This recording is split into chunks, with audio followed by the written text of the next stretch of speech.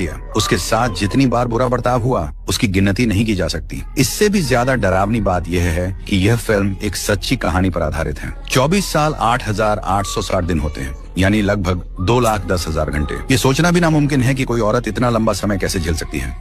एना एक बहुत ज्यादा जुल्म करने वाले घर में रहती थी। उसका पिता एक शैतान था जिसे कंट्रोल की बहुत ज्यादा जरूरत थी। अगर वह उसकी बात नहीं मानती तो उसे पीटा जाता। उसकी माँ और बड़ी बहन लिसा के पास हार मानने के अलावा कोई चारा नहीं था। एक दिन उसके पिता ने उसे उसके बॉयफ्रेंड के साथ डेट पर पकड़ लिया। जब वह घर लौटी तो उसके गुस्से में पिता ने उसे डांटा। When you're in my house, you follow my rules. Hey, what's going on here?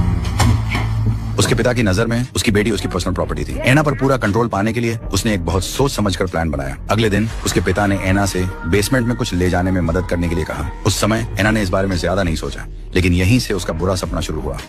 Cabinet के पीछे एक सीक्रेट दरवाजे ने उसका ध्यान खींचा, लेकिन उसके पिता ने बताया कि यह दरवाजा पिछले मालिक ने छोड़ा था और सिर्फ उन्हें ही इसके बारे में पता था।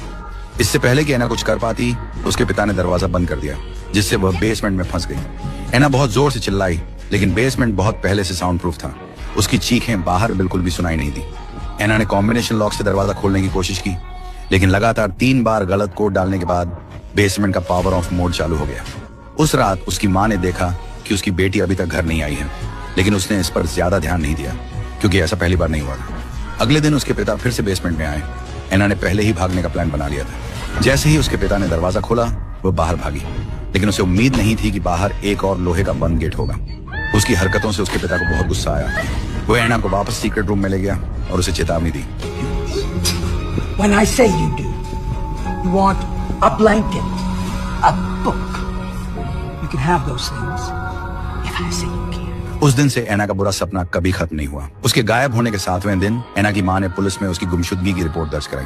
हालांकि पुलिस की जांच में एक भी सुराग नहीं मिला। उस दिन एना का 18वां जन्मदिन था। उसके पिता ने उसके लिए एक केक और एक गिफ्ट तैयार किया था।